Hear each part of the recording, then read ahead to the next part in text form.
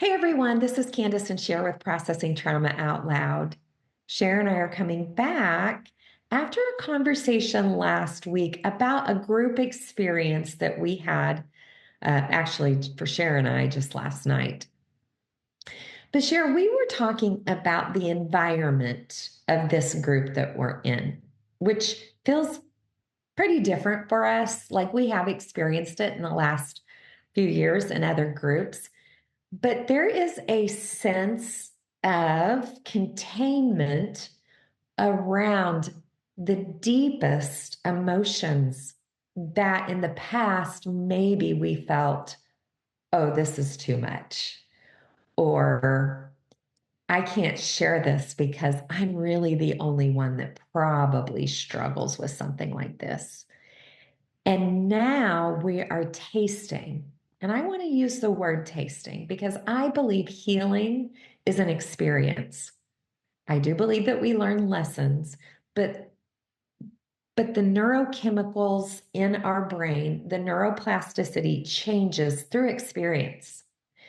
And so we are now in these environments where there's openness, there's no comparison or judgment or shame. Now, I'm not going to by any means say we're perfect or that might not come up. I will tell you if it does come up, we feel safe enough to bring it into the light. I mean, seriously, I have this memory of someone just saying, I'm struggling right now because I'm just judging you for what you just said. And I'm like, okay, I want to see this unfold because this is the kind of community that I need. Yeah. Yeah. Well, we're we're accustomed to communities where there's shame, right? And when we're talking about desire, shame is going to come in to the conversation. It has to. It's like our human experience. And when we talk about desire as it relates to the body, and we're going to talk a little bit about that today, but I'm an extremely modest woman. I've never my mother was very ashamed of her body and passed that on to me. There was never one conversation about one single aspect of the body or development or maturing or sexuality or changes, and nothing, not one. And so I grew up just I'm very modest. I keep my body very covered, and I'm not super comfortable talking about certain topics, but I'm wanting to more and more. And we were just I just commented that every woman is in such need for the red tent experience, which is kind of this scriptural Old Testament Hebrew women who, at their time of the month would actually leave their home, go to the tent where they were with other women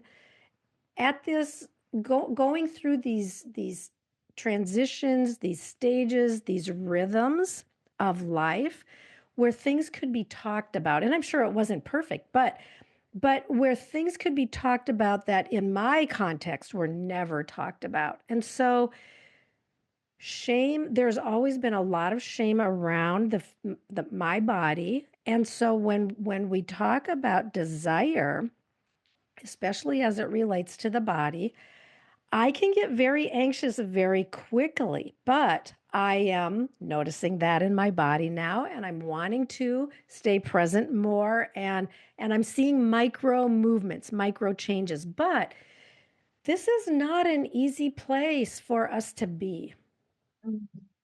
It's so not an easy place, and yet we're being called to this place because we have generations coming up. We'll be gone, in a few decades, possibly, God willing. But these conversations are mattering because we actually hear feedback that they're mattering. I think it's interesting, Cher.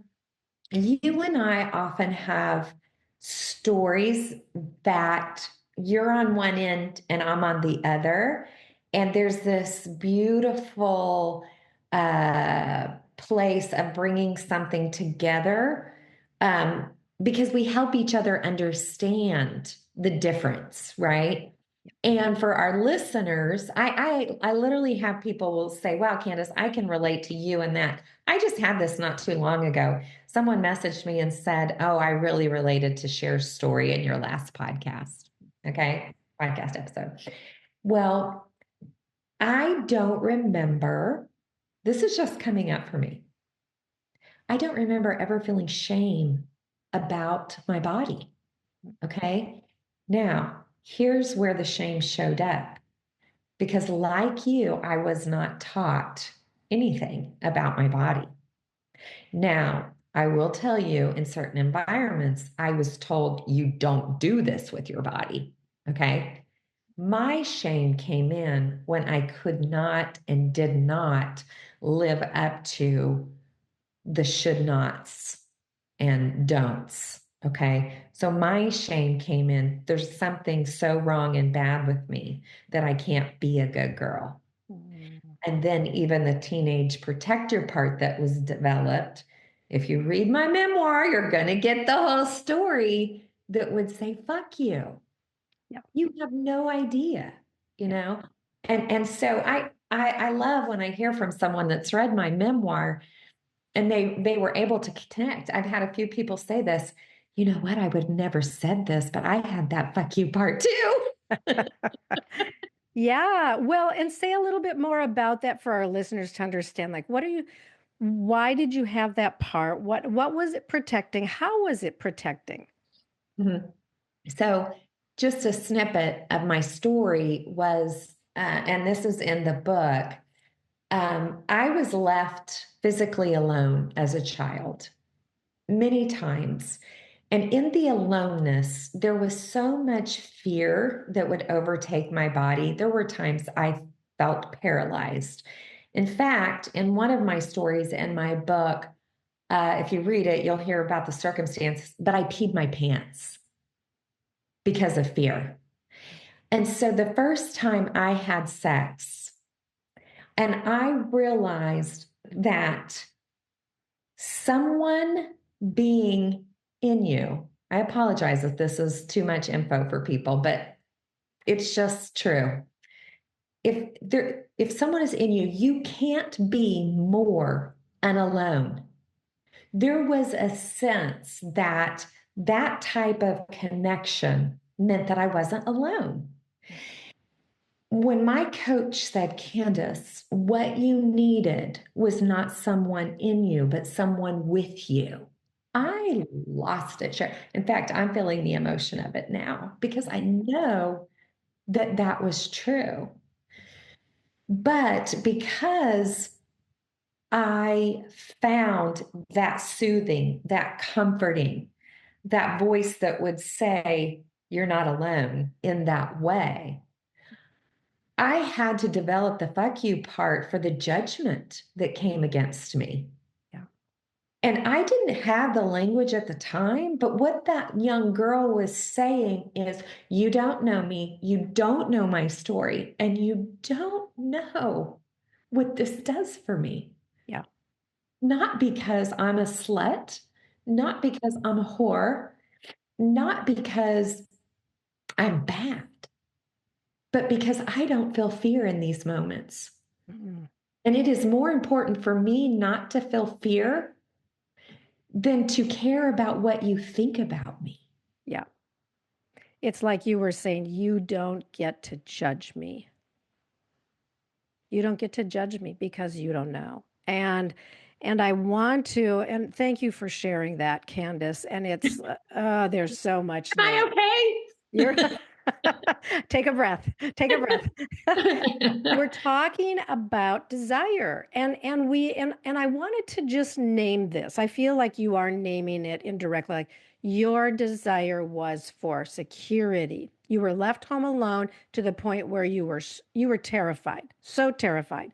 Your desire was security. Your desire was connection. Your desire was love. Your desire was goodness. Like these are the aspects of our human desire that were that we live with and how we find fulfillment of these deep, deep longings within our body, soul, and spirit are going to depend upon the ways that we are met as we walk through life. Like, how are we held in safety? Where are we made to feel secure? Where are we given connection that helps us feel alive and good and beautiful and blessed? Versus where are the places where we were left alone on our own to figure it out and try to find a way to survive? Well, it's why I named my memoir the way I named it. Like that title came to me. If I can sum up what's happened and transpired in my healing journey, because I first showed up with someone who I could bring everything into the light with, Yeah, and that little girl experienced someone who could be with her, that teenage girl could experience someone who wouldn't look away or judge her. It gave me the modeling, the example, the resonance for me to turn towards her yeah, without disgust. yeah, And so my title, With You Now, is the relief, the peace, the assurance that that little girl needed to know that just because someone's in you does not mean they're with you. yeah, And now, knowing what with you means, and I experience it has nothing to do with sex. yeah, Now, it can, but ultimately, that little girl didn't need sex. She needed someone with her in her pain. yeah. Mm, And one of those people. yeah, yeah. Mm. She needed someone with her and with her in her pain and with her, helping her to recognize her beauty and helping her recognize her desires are good and helping her come alive. And these are the places that we as women are still, in so many ways, we're still longing for. And you and I we've tasted now. We've had people who have come to be with us and help us. And now we're standing with each other and we're standing with others as well, like helping to bless these areas that have been cursed, Mhm. helping us and one another find our ways through places of anger that got us stuck, or places of shame that have caused us to turn away from our own self, Yeah. and instead turning toward ourselves with new understanding and sometimes curiosity and sometimes affirmation, and not alone. Like, we're no longer alone in this. We're literally having conversations with other women about these spaces that have been so full of pain. Yeah. And beauty. Yeah. Sure, I want to say something because I'm noticing something in my body. So we're talking about desire in relation to our bodies. I am sweating, and it's not a hot flash. And I'm like, why am I sweating? Well, I went to last night how we named that anger can be like a fire. Okay. Mm, And then I went to, I know I identify that feeling with anger. And I'm like, why do I feel angry? Like what's happening in my body that there's a sense of anger? And I realized it's not only for myself in the way that I was misunderstood and judged and not given what I needed. yeah. It's not about blame, it's just the truth of my story. Yep. I realized like that is my heart for everyone. Yeah. Like, I want to know you. I want to understand your story. I want to look under the surface of why you believe what you believe, why you do what you do, why you think what you think, Yeah. why you're showing up in relationship in the way that you are. And you and I both know in the beginning, most people have a sense of because there's something wrong with me. Yeah. And I just want to say, hell no. Yeah. There was something that happened to you that hijacked the kind of belief system that God intended for you to have.